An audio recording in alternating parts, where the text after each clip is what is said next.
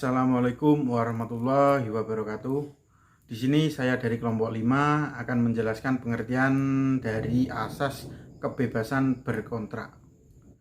Asas kebebasan berkontrak mempunyai arti bahwa setiap orang bebas untuk mengadakan suatu perjanjian, di mana perjanjian tersebut memuat syarat-syarat apapun sepanjang perjanjian itu dibuat secara baik dan sah dan tidak melanggar norma hukum. Di dalam pasal 21 huruf I kompilasi hukum ekonomi syariah juga menyebutkan bahwa akad dilakukan berdasarkan asas kebebasan berkontrak atau disebut juga dengan al-hurriyah. Mengenai keberadaan asas kebebasan berkontrak tersebut dapat juga disimpulkan dari beberapa pasal KUH Perdata dalam pasal 1329 yang menentukan bahwa setiap orang cakap untuk membuat perjanjian kecuali jika ia ditentukan tidak cakap oleh undang-undang. Dalam beriktikat baik menurut Trittel sebagaimana dikutip oleh Freedom of Contract dipergunakan untuk merujuk kepada suatu asas umum yang dibagi menjadi dua macam. Yang pertama, asas umum yang mengemukakan bahwa hukum tidak membatasi syarat-syarat yang boleh diperjanjikan antara kedua belah pihak tersebut dan tidak membebaskan berlakunya syarat-syarat suatu perjanjian hanya karena syarat tersebut kejam atau tidak adil bagi suatu pihak yang melaksanakannya. Yang kedua, asas umum yang mengemukakan pada umumnya seseorang menuntut hukum tidak dapat dipaksa untuk memasuki suatu perjanjian tersebut. Dengan asas umum ini dikemukakan bahwa asas kebebasan berkontrak meliputi kebebasan bagi para pihak untuk menentukan dengan siapa dan apa yang ingin ia perbuat dalam perjanjian tersebut. Dalam pasal 1338 ayat 1 KUH Perdata sangat jelas dapat diperoleh arti yang demikian bahwa perjanjian yang sah adalah sebagaimana undang-undang bagi mereka yang membuatnya.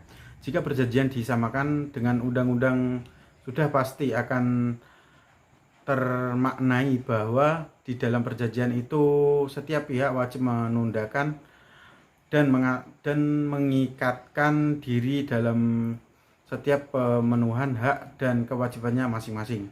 Sebaliknya, ada juga perjanjian yang bisa dibuat akan tetapi tidak sah dan tidak berlaku di undang-undang tersebut.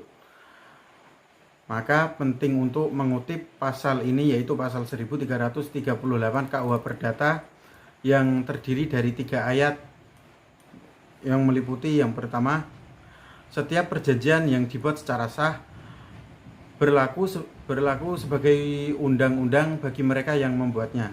Yang kedua, perjanjian-perjanjian itu tidak dapat ditarik kembali selain dengan sepakat dari kedua belah pihak. Yang ketiga, perjanjian-perjanjian itu harus dilaksanakan dengan iktikat baik. Selain itu, pasal ini juga menunjukkan bahwa kebebasan berkontrak dibatasi oleh iktikat baik masing-masing antara kedua belah pihak. Jika dalam perjanjian itu terdapat salah satu pihak yang beriktikat jahat, maka perjanjian tersebut dapat dibatalkan atau ditarik kembali dan dinyatakan tidak sah.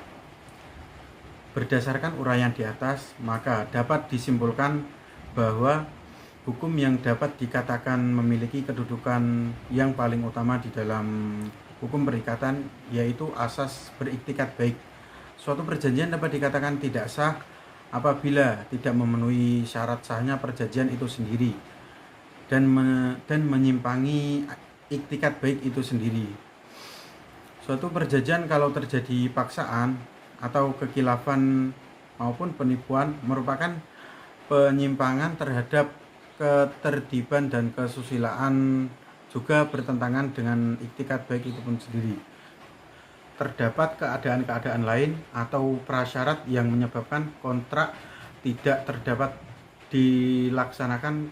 Sebab-sebabnya misalnya karena terjadi kekacauan kehendak, bertentangan dengan undang-undang, ketertiban, dan kesusilaan yang demikian itu juga merupakan bentuk konkret mengenai titik terpenuhinya asas iktikat baik dalam pelaksanaan suatu perjanjian.